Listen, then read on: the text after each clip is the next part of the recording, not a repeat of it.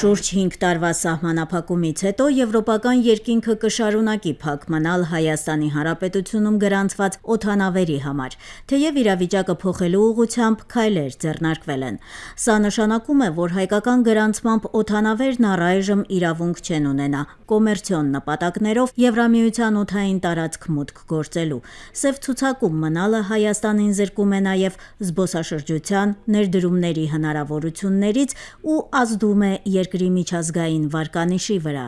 Սև ցուցակը, որը պաշտոնապես կոչվում է EU Air Safety List կամ Եվրամիության թռիչքային անվտանգության ցուցակ, վերջին անգամ թարմացվել է 2025 թվականի դեկտեմբերի 8-ին։ Ըստ հրապարակված փաստաթղթերի Հայաստանն ընդգրկվել է A հավելվածում, այսինքն արգելվել է բոլոր հայկական ավիափոխադրողների մուտքը Եվրամիության օդային տարածք, ու չնայած եվրոպական կառույցի ստուգումներին, հրապարակված ցուցակը փաստում է, որ եվրոպական կառույցի տվյալները հին են, թեկուզ այն առումով, որ ցուցակում ներառված 9 հայաստանյան ավիափոխադրողներից երկուսը՝ Fly-Arnan և Air Diligence-ը վաղուց չեն գործում և չունեն օդանավ շահագործողի վկայական։ Փոխարենը ներկայացված ցուցակում չկա բեռնափոխադրող Highways ընկերությունը։ 2025 թվականի դեկտեմբերին ցուցակի 47-րդ թարմացումից հետո 169 ավիափոխադրողների արգելվել է թռչել Եվրամիության երկնքում։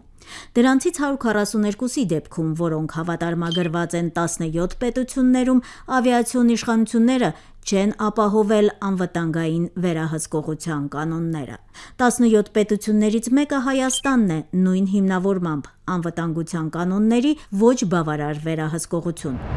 Հայաստանի տարածքային կառավարման և ենթակառուցվածքների նախարար Դավիթ Խուդաթյանը լիահույս էր, որ պետության ձեռնարկած քայլերի շնորհիվ 2025-ի տարեվերջին Հայաստանին կհաջողվի դուրս գալ Եվրամիության ավիացիոն սև ցուցակից։ Քաղաքացիական ավիացիայի կոմիտեն այլ մեր գործընկեր կառույցների հետ մեծ ծավալի աշխատանքի արել թերությունները շտկելու ուղղությամբ եւ արդեն 2024 թվականի տարեվերջին մենք հայտ ենք ուղարկել, որով նշել ենք, որ կազմակերպության կողմից նախանշված թերությունները ամբողջ ծավալով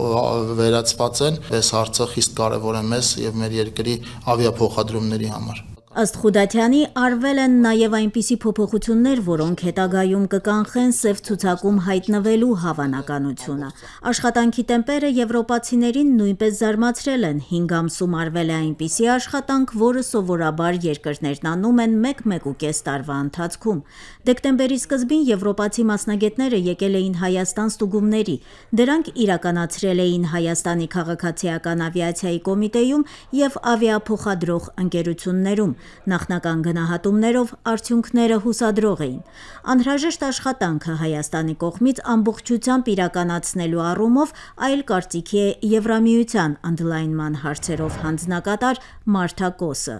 It is a technical process, not a political one. Սև ցուցակից դուրս գալը տեխնիկական գործընթաց է, ոչ թե քաղաքական։ Այդ գործընթացը Եվրամիության թռիչքային անվտանգության կոմիտեի ձեռքում է։ Հիմնվելով Եվրամիության թռիչքային անվտանգության կոմիտեի գնահատման վրա, կան որոշ բաներ, որ Հայաստանը պետք է անի, եւ մենք կապի մեջ ենք Հայաստանի քաղաքացիական ավիացիայի կոմիտեի հետ։ Քանի դեռ այդ ամենը չի արվել, որոշում չկա։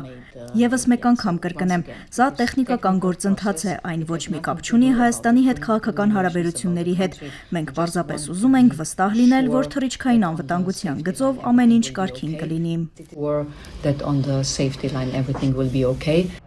Եվրամիության սև ցուցակում Հայաստանը ներառելու որոշման հիմքում 41 խախտում թերացումներն են, որոնց մեջ սակայն առաջին մակարդակի խախտումներ չկան, այլապես հարկ կլիներ հրատապ դադարեցնել, կասեցնել կամ սահմանափակել այդ խախտումը թույլ տված հայկական ավիաընկերության գործունեությունը։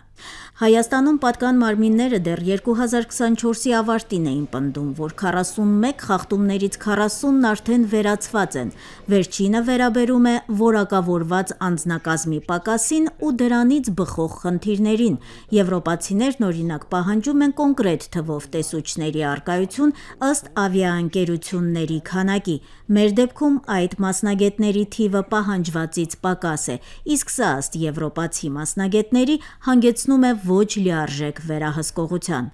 Ընդհանուր առմամբ Հայաստանի օրենսդրական դաշտում 50-ից ավելի փոփոխություն է արվել։ Պաշտոնական լրահոսին հետևելով հնարավոր է պատկերացում կազմել, որ կատարված աշխատանքը զուտ ավիացիոն շրջանակով չի սահմանափակվել։ Այդպես օրինակ ներքին գործերի նախարարը բրյուսելյան վերջին հանդիպումներում անօրինական միգրացիայի դեմ պայքարի գլոբալ դաշինքի երկրորդ միջազգային համաժողովի շրջանակում դիրքորոշում է հայտնել, որ Հայաստանը վճռականորեն շարժվում է կոնկրետ միջոցառումների իրականացման ուղղությամբ, որոնցից մեկը կենսաչափական փաստաթղթերի համապարփակ ենթակառուցվածքի ստեղծումն է։ Այն ըստ ներքին գործերի նախարարի լիովին համապատասխանում է ICAO-ի քաղաքացիական ավիացիայի միջազգային կազմակերպության ամենաբարձր ստանդարտներին։ 2024-ի մարտին Հայաստանի քաղաքացիական ավիացիայի կոմիտեն ICAO-ի հետ կնքել էր համագործակցության համաձայնագիր, որի հիման վրա վերջինս սկսել էր աջակցել հայկական կողմին։ Դրան զուգահեռ հայկական կողմը շարունակում էր համագործակցությունը Եվրամիության կառույցների հետ։ Սա որոշակի հակասություններ էր ստեղծել աշխատանքի եւ գնահատման չափորոշիչների առումով, ինչի հետևանքով Հայաստանի խնդիրներն ավելացել են, ի զարմանս Հայաստանի։ Ընդհանրապես 5 տարի առաջ սև ցուցակից դուրս գալու ժամկետը շատ ավելի մոտ էր թվում։ Բավականին արագ, իսկ բավականին արագը դա մոտավորապես 2.5 տարի է։ Այս պահին մենք հասել ենք այդ փուլին, որ այդ հանգամանքը լուծելուց հետո որուցյալ խնդիրը չի լինելու, որտեղ ամբողջությամբ այդ համակարգի օրենսդրական փոփոխությունները կատարվել է։ Այդ թերությունները վերացված են եւ հայկական ավիացիան դուրս գա սև ցուցակից։ Ավիացիոն սև ցուցակից դուրս գալը Հայաստանի համար միայն դեպի Եվրոպա ուղիղ չվերթների հնարավորություն չէ,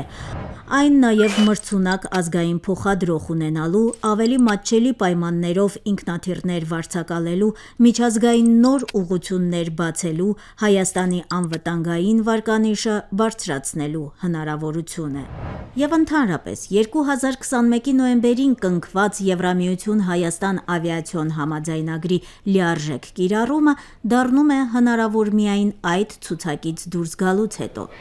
Մինչ կգտնվեն թիրախային լուծումները, Հայաստանի կառավարությունը փորձում է զարգացնել փոքր ավիացիան։ Նպատակը Սիսիանի, Կապանի, Գավառի օդանավակայանների վերագործարկումն է, Կապանի դեպքում միջազգային կարգավիճակի հասնելը։ Հայաստանի վարչապետը կարծում է, որ կոմերցիոն հետաքրքրությունը մեծացնելու համար պետք է ներգրավել մասնավոր ընկերությունների, շատ բան կախված է զբոսաշրջային հոսքերից։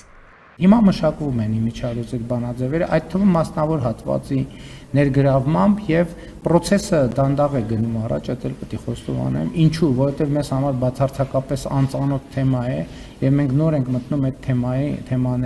թեմայի մանրամասների մեջ, բայց որ դա մեր հետաքրքրությունների տիրույթում է